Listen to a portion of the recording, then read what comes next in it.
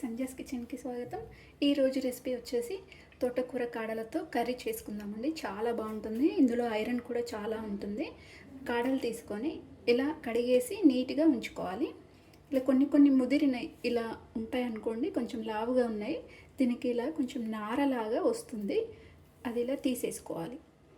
ఈ విధంగా వస్తుంది కదా, ఇది మొత్తం కూడా తీసేసి మనం చిన్న ముక్కలుగా కట్ చేసుకోవాలి.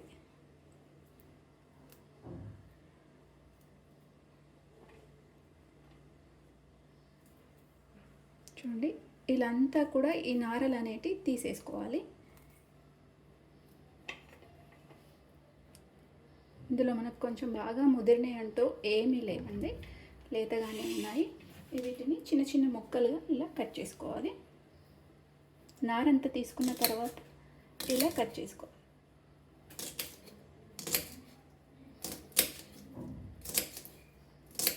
ముదిరిన కాడలకైతే చాలా ఉంటుంది నార.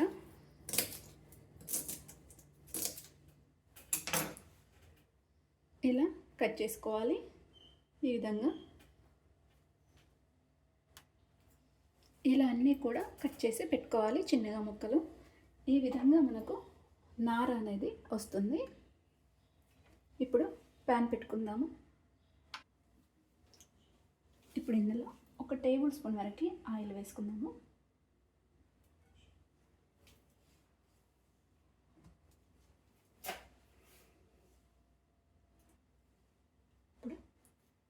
కొన్ని వెల్లుల్లి, 1 టీ స్పూన్ వరకు ఇలా ఒలుచుకొని చిన్నగా కట్ చేసుకున్న వెల్లుల్లిపాయలు,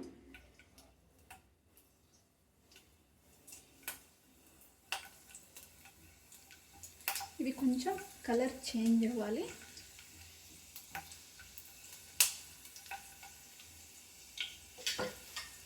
ఇప్పుడు ఇందులో 1/2 స్పూన్ ఆవాలు వేసుకున్నాము.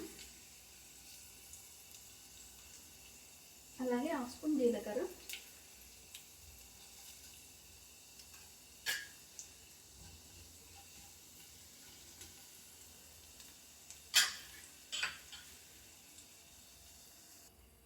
చిన్నగా కట్ చేసి పెట్టుకున్న ఉల్లిపాయ ముక్కలు,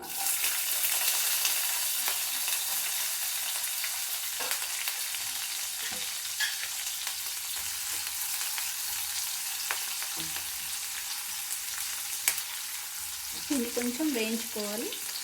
ఉల్లిపాయలు కొంచెం కలర్ చేంజ్ అయ్యే వరకు వేయించుకోవాలి.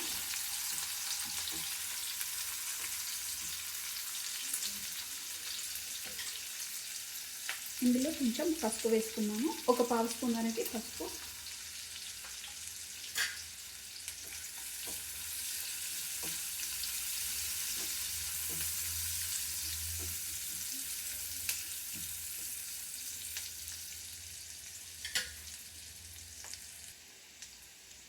ఉల్లిపాయ ముక్కలు కొంచెం వేగాయి కదా, ఇప్పుడు కట్ చేసి పెట్టుకున్న చిన్న టమాటా ముక్కలు, 1 టమాటా తీసుకొని నేను కట్ చేసి వేసుకుంటున్నాను.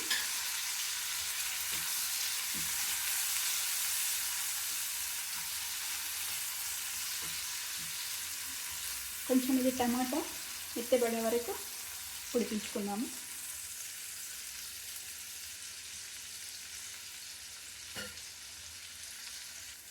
ఇప్పుడు టమాటా ముక్కలు మనకు మెత్తగా ఉడికిపోయాయి. ఇప్పుడు మనం కట్ చేసి పెట్టుకున్న ఈ తోటకూర కాడలని వేసుకోవాలి.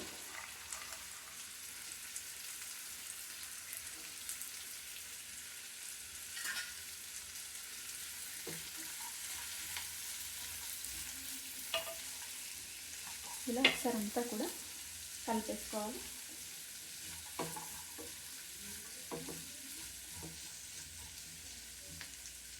దీన్ని మూత పెట్టి 1-2 నిమిషాలు ఉడికించుకుందాము.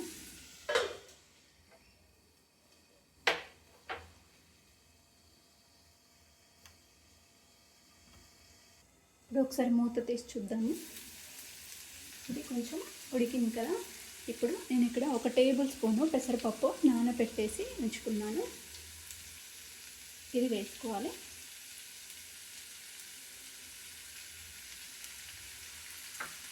అలాగే మనకు టేస్ట్కి సరిపడా ఉప్పు వేసుకోవాలండి. ఎంత తింటామో చూసుకొని వేసుకోవాలి. నేను ఇక్కడ 1 టీ స్పూన్ వరకు దుడ్డుప్పు వేస్తున్నాను. ఇదంతా కూడా ఒకసారి కలిపేసుకోవాలి.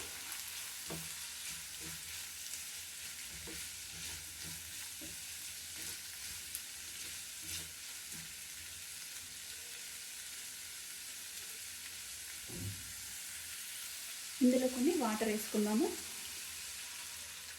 ఒక పావు కప్పు వరకు వాటర్ వేసుకోవాలి.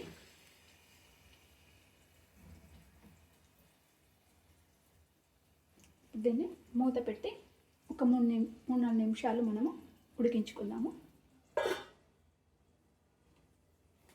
మధ్య మధ్యలో కలుపుతూ ఉండండి. ఇప్పుడు ఒకసారి మూత తీసి చూసుకుందామండి.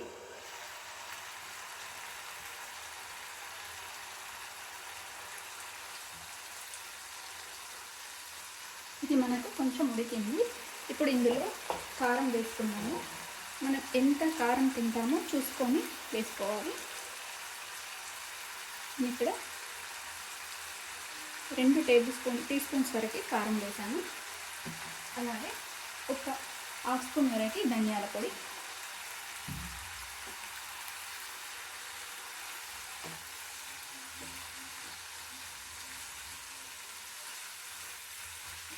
ఇలా అంతా వేసి కలిపేసి అని దీన్ని ఒక 2 నిమిషాలు మూత పెట్టి ఉడికించుకుందాము.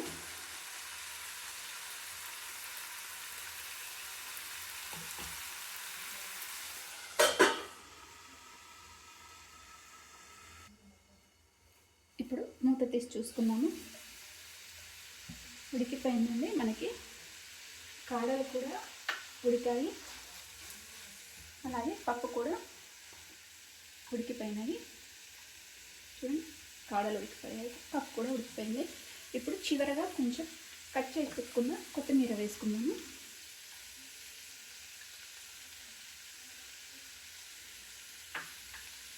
ఒకసారి కలిపేసుకొని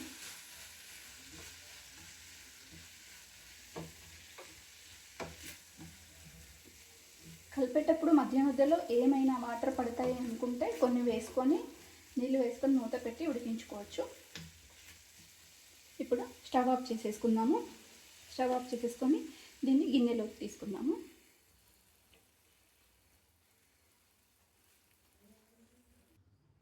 ఇంతే అండి, మన తోటకూర కాడల కర్రీ రెడీ అయిపోయింది. ఇది ఎవరికైనా కర్రీ పెట్టామనుకోండి, ఇదేం కర్రీ అని అడుగుతారు, అంత బాగుంటుంది. అలాగే ఇంకోసారి తోటకూర తెచ్చినా కానీ ఇలా కాడలతో ఒకసారి ట్రై చేయండి, వేస్ట్గా పాడేయకుండా. చాలా ఐరన్ అండ్ కాల్షియం చాలా ఉంటుంది, మళ్ళీ చాలా టేస్టీగా కూడా ఉంటుంది, చాలా బాగుంటుంది అన్నంలోకి. అలాగే ఈ రెసిపీ నచ్చితే మీరు కూడా ఒకసారి ట్రై చేయండి. ట్రై చేసిన తర్వాత కామెంట్ సెక్షన్లో మెన్షన్ చేయండి. అలాగే లైక్ చేయండి, షేర్ చేయండి, నా ఛానల్ని సబ్స్క్రైబ్ చేయండి. Thanks for watching.